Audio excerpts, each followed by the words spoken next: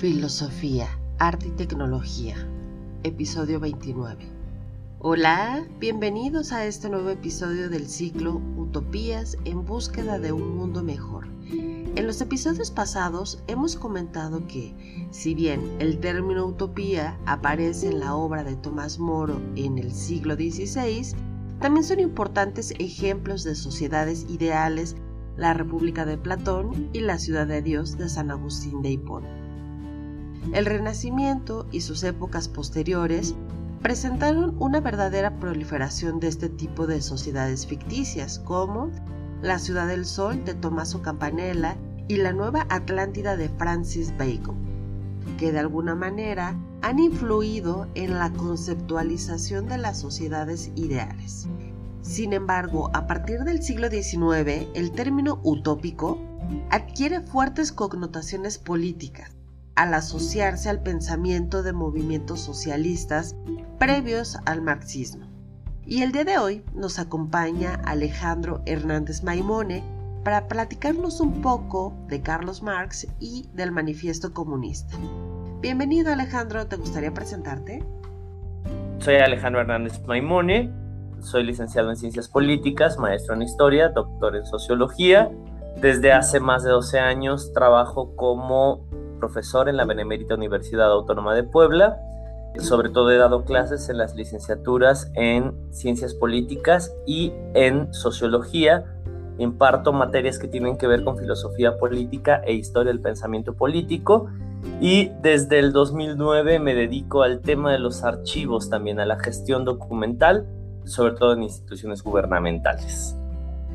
Bienvenido, Ale. A lo largo de estas semanas hemos estado hablando acerca de utopías sociales, hemos hablado acerca de la República de Platón, sobre Ciudad de Dios, sobre Tomás Moro, y bueno, lo interesante es que hemos visto elementos en común, que todos ellos apuntan hacia un ideal de sociedad, que de alguna manera se plantea un modelo como perfecto y que se han vuelto en diferentes momentos de la historia un elemento aspiracional, y sin embargo pues nos hemos dado cuenta que estos ideales nunca se han alcanzado en concreto, y en este caso pues el día de hoy te hemos invitado a ti para platicar un poquito acerca del Manifiesto Comunista y sobre todo para que nos ayudes a entender esta frase inicial que dice: un fantasma recorre Europa, el fantasma del comunismo.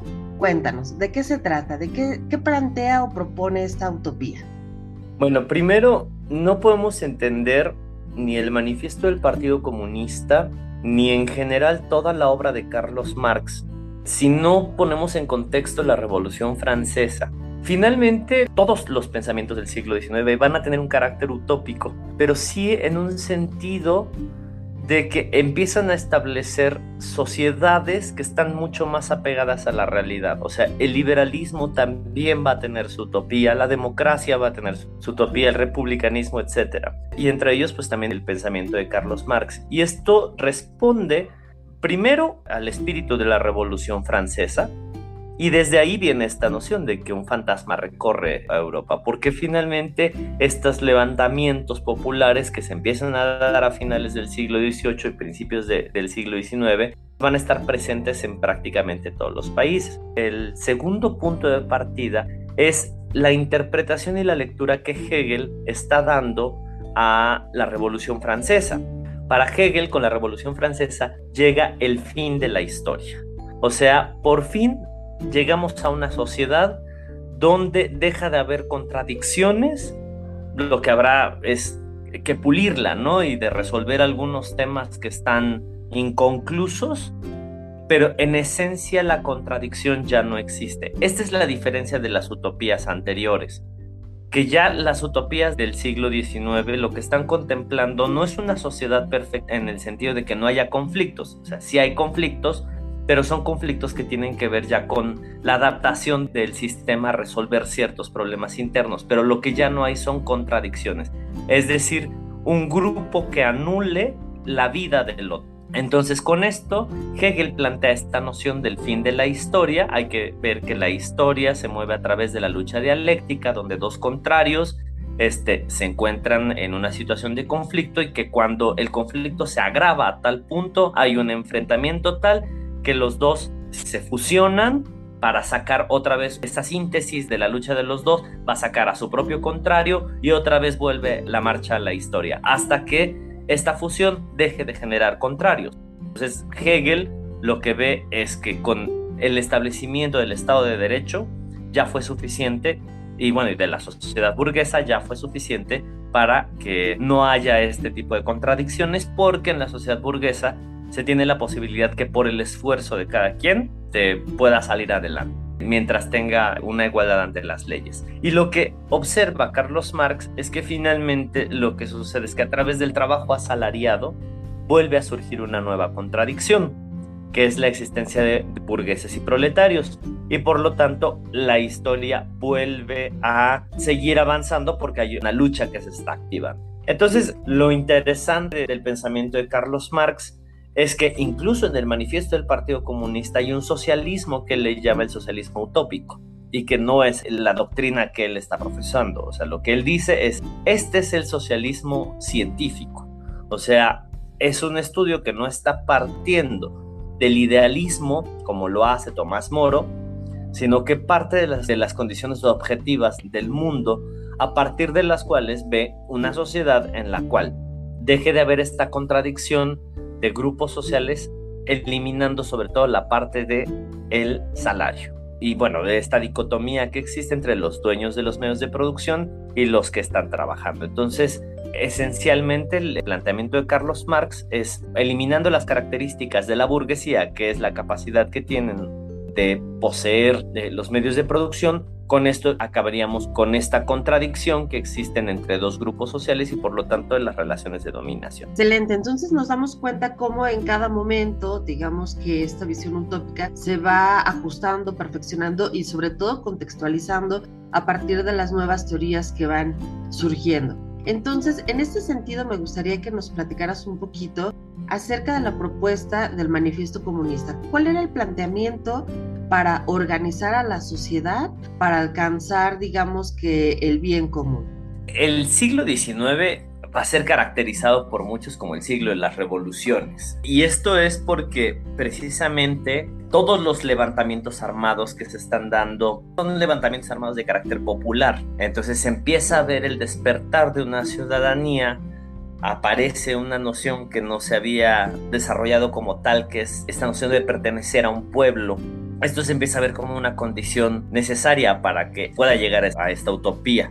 O sea, la revolución tiene que partir de una conciencia de pertenecer al grupo de los subordinados, y a partir de esta toma de conciencia hay un levantamiento. La revolución es el primer paso necesario para llegar a una utopía de acuerdo a estos planteamientos. Tiene que formar a partir del reconocimiento de la relación de dominación que existe y de la posición en la que se juega en el mundo económico. A partir de ahí, lo que tiene que surgir una forma de gobierno esencialmente donde no haya dueños de los medios de producción. Aquí sí vale la pena comentar que en el manifiesto del Partido Comunista no está precisamente detallada la forma como va a funcionar el gobierno, sino que está las características de la revolución, de cómo se tiene que armar la revolución. Entonces, el manifiesto del Partido Comunista es precisamente este llamamiento que hace la Internacional Socialista a que se levanten los obreros, a los trabajadores del mundo, para luchar por este mundo sin clases sociales. Esencialmente, este es lo único que se puede visualizar, un mundo sin clases sociales y sin relaciones de dominación. O sea, en el manifiesto del Partido Comunista dice: los comunistas luchan por alcanzar los objetivos e intereses inmediatos de la clase obrera, pero al mismo tiempo defienden también dentro del movimiento actual el porvenir de este movimiento. En otra parte de la obra dice: pero jamás en ningún momento se olvida este partido de inculcar a los obreros la más clara conciencia del antagonismo hostil que existe entre la burguesía y el proletariado, a fin de que los obreros alemanes sepan convertir de inmediato las condiciones sociales y políticas que forzosamente han de traer consigo la dominación burguesa en otras tantas armas contra la burguesía, a fin de que, tan pronto sean derrocadas las clases reaccionarias en Alemania, comience inmediatamente la lucha contra la misma burguesía. O sea, esencialmente en el manifiesto del Partido Comunista es lo que se está planteando, ¿no? El levantamiento armado. Lo que hace antes de esto que acabo de leer forma parte de la conclusión. Lo que hace anteriormente en el libro es analizar los diferentes tipos de socialismos y cómo estos socialismos no van a llevar hacia esta utopía que es el mundo sin clases sociales. Realmente la otra parte que complementa ya el qué pasa cuando llegamos al gobierno ya tiene más bien el carácter leninista, por eso es que generalmente se le llama marxismo-leninismo, que ya es más bien los rusos, una vez que armaron la revolución rusa y que empiezan a implementar un sistema comunista, se empiezan a preguntar qué hay que hacer. Lenin toma algunas características de la sociedad industrial y empieza a plantear el desarrollo tecnológico y todas estas características que va a tener la Unión Soviética, ¿no? Las vanguardias, la importancia del partido como articulador de las necesidades de la sociedad, etcétera. Pero digamos que Carlos Marx, hasta donde se queda, solo es en la parte del diagnóstico de encontrar el problema que tiene el dinero, la mercancía, el trabajo asalariado, la dominación de los medios de producción y la relación de clases sociales como relación antagónica, para plantear solamente este mundo sin clases sociales. Pero el que ya lo materializa como de manera funcional va a ser Lenin. Entonces ahí es cuando viene la contradicción. Por eso es que dentro del marxismo habrán algunas lecturas que se tratan de hacer sin empatarlo con el leninismo para hacer la división de probablemente lo que hizo Lenin no era lo que estaba deseando Marx, y pues para algunos es una complementariedad necesaria, porque finalmente se puede considerar que esta utopía de Carlos Marx no está completamente desarrollada. Me parece súper interesante esto que mencionas. En el siglo XIX finalmente se están dando demasiados cambios en el mundo a partir precisamente de la revolución industrial, del acceso al conocimiento, de que ya había una acumulación de capital y que todo esto permite ir generando el entramado de lo que sería el capitalismo. Y que en este sentido vamos que este texto del Manifiesto del Partido Comunista es uno de los textos de juventud de Marx, y lo interesante también es ver cómo Marx a lo largo del tiempo y a partir de la experiencia, ¿no?, de observar de manera directa el fenómeno, va sacando otras conclusiones. Entonces, podríamos decir que este texto del Manifiesto del Partido Comunista de alguna manera sirvió como base para generar otros modelos políticos, económicos y sociales, como señalabas en el caso de Rusia, pero también podríamos decir que tuvo otra influencia en otras partes del mundo, ¿verdad? En América Latina va a ser fundamental. O sea, bueno, Ortega y Gasset dice que el siglo XIX es el siglo de las revoluciones. Cuando se voltea a ver América Latina, dicen, es que el siglo XX es el siglo de las revoluciones, pero tiene su espacio en América Latina. Y aquí hay una historia fascinante, la noción y el concepto de revolución que hay en América Latina, porque vamos a observar en América Latina 3 periodos donde se articula de diferente manera. De 1910 a 1958, lo que va a suceder en América Latina es una serie de levantamientos que tienen un carácter que son revoluciones nacional populares.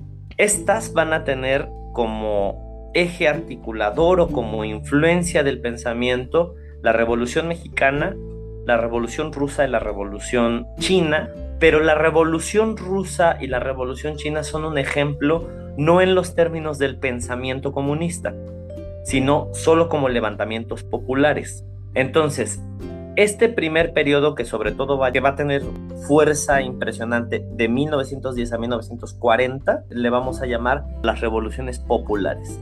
Aquí lo que podemos ver es el caso de México, que tiene un carácter bien interesante. O sea, la Revolución Mexicana jamás se habla de comunismo, no se habla de marxismo, no es una revolución socialista en los términos del pensamiento socialista europeo, sino que es una revolución que fueron tantos los agravios del porfiriato en México que la gente se empieza a levantar en diferentes partes del país por diferentes agravios. O sea, hay una parte que les afecta la cuestión política, la falta de democracia, etcétera, y se levantan Madero reclamando democracia. Villa en el norte se empieza a levantar por la cuestión de las haciendas, Zapata por las características de la explotación del trabajador agrícola, los Flores Magón por la represión que hay a los medios de comunicación. En sí, todos estos no son movimientos que están articulados en un inicio, sino que son diferentes reclamos que están surgiendo en diferentes partes del país y que van a encontrar en Madero una posibilidad articuladora y que después se va a tratar de reflejar esto en la Constitución de 1917. Bueno, así como pasa en México, que son revoluciones nacional populares, esto va a pasar en América Latina, este periodo que es de 1910 a 1940. En esta van a haber un montón de levantamientos, muchos de ellos que no van a llegar a un feliz término. Por ejemplo, va a estar la Revolución Sandinista, están 2 revoluciones en Cuba. Bueno, la primera no llega a término porque es reprimida. Digamos que este periodo es cerrado con la Revolución Guatemalteca, la Revolución de Octubre en 1944, con lo cual se crea un gobierno nacional popular, y que Guatemala se vuelve el nuevo eje de la esperanza latinoamericana. Durante la Segunda Guerra Mundial, todo el discurso de la revolución empieza a perder importancia en América Latina, sobre todo porque empiezan a surgir los partidos de izquierda en América. Y lo que vamos a ver son gobiernos que son gobiernos del populismo clásico. Sobre todo vamos a identificar al populismo clásico 3 presidentes, ¿no? Que son los que se ve perfectamente bien es la materialización de este discurso, que es en México Lázaro Cárdenas, en Brasil Getúlio Vargas y en Argentina Juan Domingo Perón. La presencia de estos presidentes del populismo clásico lo que hace es disminuir la importancia de la noción de revolución, porque se están logrando muchos avances en términos de política social y de un estado de bienestar. Decía al inicio, las revoluciones nacional populares llegan hasta el 58. Del 40 al 58 va a haber esta disminución del discurso revolucionario hasta que llega la Revolución Cubana. Con la Revolución Cubana, de hecho, surge primero, es una revolución populista, pero que cuando llegan al poder, cuando ya viene la entrada de Fidel Castro a La Habana, es cuando se vuelve comunista, ya con las nociones soviéticas y de Marx y con todo este asunto, y eso tiene que ver más bien con una cuestión estratégica de alianzas que tiene que hacer el nuevo régimen cubano por sostener una revolución que ya empezaba a tener una contrainsurgencia por parte de Estados Unidos y por parte del gobierno de Fulgencio Batista. Con esto, con la revolución gloriosa de los cubanos, se empieza a ver en América Latina el resurgir nuevamente el discurso de la revolución, pero ya no sostenido sobre las nociones nacional populares, sino que se empieza a plantear una revolución de tipo comunista, y en este es cuando van a surgir otro nuevo bloque de revoluciones, las cuales solamente podemos identificar como triunfadoras a 3, que es la Revolución Cubana, la Revolución Nicaragüense de 1979 y finalmente Salvador Allende, pero bueno, con las características específicas de Salvador Allende, que se considera no una revolución cataclísmica, sino una revolución gradualista, es decir, se llega a través de los medios democráticos y se piensa hacer una revolución a través de medios democráticos y no a través del levantamiento armado. Pero bueno, como sabemos, viene el golpe de Estado en el 73 y se acaba el experimento de Allende en Chile. Y bueno, ya hacia los 80 se ve el fin del pensamiento revolucionario del siglo XIX. Parece que resurge un poco en el 91 con el movimiento bolivariano en Venezuela, pero bueno, esto ya va a tener una deriva totalmente distinta y ya, digamos, final del siglo XX y principios del siglo XXI ya no es el discurso de la revolución el que se observa, sino más bien es el de la democracia, ¿no? Y de la transformación de los gobiernos, de esta nueva izquierda democrática y la articulación de un discurso en torno a las reivindicaciones sociales, pero no a través del levantamiento armado. Entonces, aquí podemos ver, como en síntesis, estos 3 momentos, que es de 1910 a 1940, de 1940 a 1958, y del 58 hacia la década de los 80, donde empieza a decaer el discurso revolucionario. Entonces, el periodo del marxismo de mayor vigencia empieza con la Revolución Cubana y va a concluir ya en la década de los 80 con la caída de la Unión Soviética, el muro de Berlín, Ya sabemos, ¿no? Toda esta etapa final que tiene el experimento soviético. Muy bien, me gustaría que tú nos ayudaras con esta parte, que es entender la distinción entre socialismo y comunismo. La diferencia son muchas, ¿no? La primera la podemos distinguir como en el abanico de corrientes ideológicas que abarca cada una. El socialismo es mucho más amplio que el comunismo. Incluso se podría considerar que el comunismo se encuentra dentro de los socialismos, ¿vale? Los socialismos lo que buscan es sobre todo el tema de la igualdad. Aquí vamos a hacer una diferencia cuando aparece esta dicotomía entre liberalismo y socialismo. El liberalismo lo que busca es la libertad y los socialismos lo que buscan es la igualdad. Entonces, cuando se busca la igualdad, sobre todo es primero necesario que los seres humanos sean iguales y después ser libres, porque si eres libre dentro de un sistema injusto, lo que se hace es exacerbar las desigualdades. Entonces, primero ser iguales en términos económicos, o por lo menos no iguales en su totalidad, pero sí que haya elementos igualadores de las condiciones sociales, para que con esto los seres humanos puedan ser libres. Entonces, los socialismos lo que van a empezar a plantear son una gama de respuestas hacia cómo lograr esta igualdad entre los seres humanos.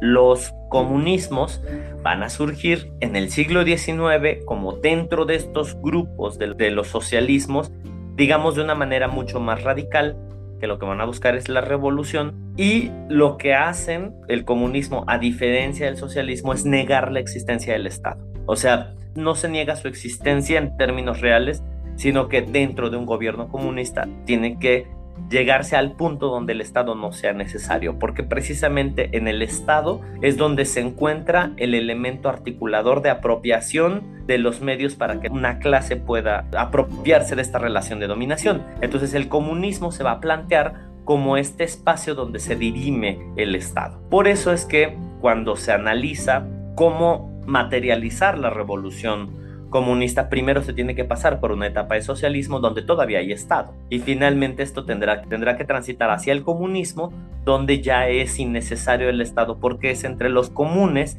los iguales, que nos organizamos para vivir en sociedad. Por eso es que ahí está confusión, porque el comunismo a la vez pertenece a los socialismos, pero también, digamos, el comunismo surge como una crítica a los socialismos por el tema del Estado. Entonces, esencialmente el comunismo lo que va a plantear es una sociedad sin Estado. Cuando ya estamos en una sociedad de iguales, no es necesario que exista un aparato estatal. Digamos que es una reducción un poco lo que estoy diciendo, pero el comunismo lo que se va a plantear es como ya la utopía. El comunismo es la utopía en sí mismo. Efectivamente, ¿no? Y que de alguna forma el transitar por el socialismo sería como una parte del proceso, ¿no? Donde la última meta sería precisamente pues el prescindir del Estado a partir de llegar a concilios de entre iguales. Muy interesante, Ale. Oye, y entonces podríamos decir que el pensamiento o esta búsqueda por la utopía comunista, ¿te parece a ti que sigue presente, que sigue vigente, que todavía hay esfuerzos políticos, intelectuales, públicos por alcanzar esta utopía hoy en día? Bueno, o sea, como todos los pensamientos políticos tienen sus etapas de esplendor y en algún momento empiezan a perder fuerza, surgen otros. El comunismo desde los 70s, el comunismo de tipo marxista-leninista, pierde fuerza a partir de los 70s y digamos que ahorita es cruzando por uno de los momentos de replanteamiento, de resurgimiento. Quizá la parte que está menos vigente, el comunismo del siglo XIX, tiene que ver con la teoría de la revolución. O sea, lo que se está pensando más bien es en un sistema para llegar, pero sin necesidad de tomar las armas. Eso es como la primera parte. O sea, si hay que hacer la distinción, que la primera parte que está en crisis no es el comunismo por sí mismo como doctrina, sino cómo llegar al comunismo, que es la revolución. Como pensamiento, el comunismo, como en su totalidad de una sociedad sin clases, sigue estando vigente en grupos muy, muy, muy pequeños. O sea, digamos, hay ciertos reductos donde todavía se sigue discutiendo y se sigue planteando el comunismo, pero digamos que más bien el pensamiento de Carlos Marx ha alimentado otras corrientes, ya no con la pureza del comunismo del siglo XIX y del comunismo del siglo XX, que está haciendo que resurja el pensamiento, pero bajo otras características.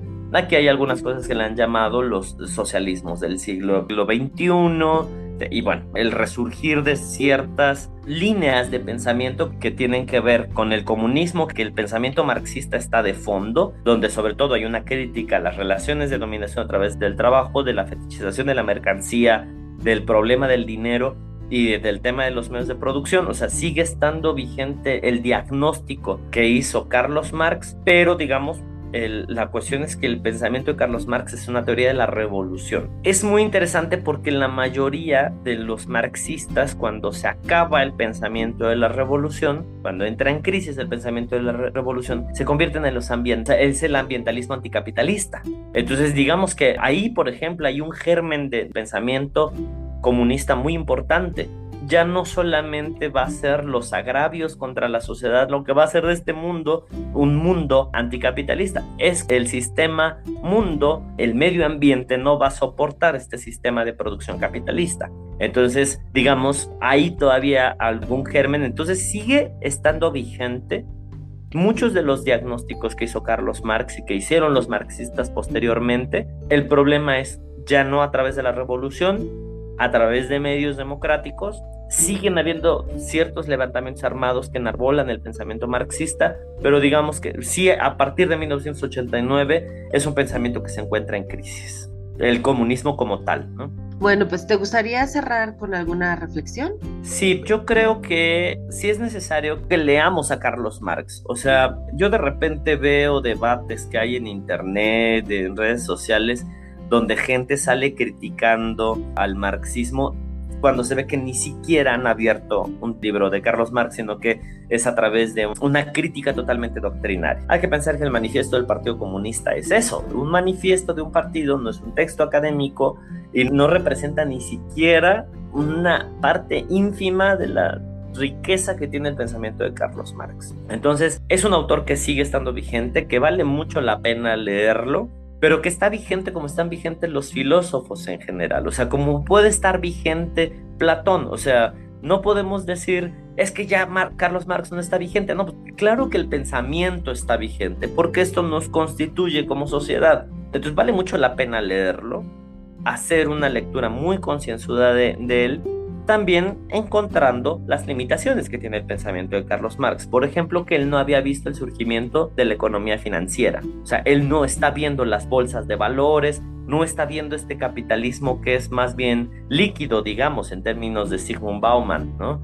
Él no está viendo esta plasticidad que tiene el capitalismo para adaptarse a las diferentes condiciones que tiene enfrente. Entonces, es un capitalismo que después te vende playeritas del Che Guevara. Entonces, pero esto no es la falla del marxismo por sí mismo, sino son las condiciones que tiene el pensamiento de no ser estático. Entonces, sí es necesario que sigamos leyendo, tampoco se puede tomar todo a pie juntillas, sino que hay que hacer una relectura del marxismo en los tiempos que estamos viviendo. Hay pensadores actualmente que tienen lecturas muy interesantes, incluso, por ejemplo, ahora cuando vemos el feminismo radical, que tiene una lectura del marxismo súper interesante, de donde está encontrando las nuevas relaciones de dominación a través del sistema patriarcal. Entonces vale mucho la pena acercarnos a estas nuevas lecturas, y creo que sobre todo la vigencia que tiene comunismo es que creo que sí vale la pena seguir pensando en un mundo justo, y mientras estemos con la convicción de que necesitamos más justicia antes que libertad, va a estar vigente Carlos Marx, porque es el eje de su reflexión. Y en general, no solo Carlos Marx, sino todos los pensadores socialistas, comunistas, tenían esta aspiración, ¿no? De que no hubiera un mundo con relaciones de dominación que nos lleven hacia esta desigualdad. Entonces, como siempre, pues es la invitación a la lectura. También una lectura que, bueno, en lo particular, por ejemplo, cuando dicen es que Carlos Marx es muy reduccionista y todo lo ve como en una dicotomía de dos clases sociales, y es bueno, hay que leer más de Carlos Marx, ¿no? El 18 Brumario de Luis Bonaparte, por ejemplo, es uno de mis textos favoritos, de donde habla no solamente de dos clases sociales, sino habla de una gama de clases sociales en las cuales hay alianzas, rupturas, de momentos de quiebre. Entonces es un libro muy, muy interesante, Entonces el manifiesto del Partido Comunista quizás es el menos vigente de los libros de Carlos Marx, porque ese partido no existe, pero la obra y el pensamiento sigue teniendo su parte de vigencia y su parte que ya no tiene vigencia en el mundo político contemporáneo, pero sí como antecedente histórico de lo que fraguó el mundo del siglo XX, del siglo XXI. Excelente, Ale, pues muchísimas gracias por acompañarnos y pues ya sabes, la invitación queda abierta para que nos acompañes en futuros episodios y bueno, por hoy pues nos despedimos. Muchas gracias. Muchas gracias por la invitación y como siempre es un gusto platicar contigo. Chao. Chao.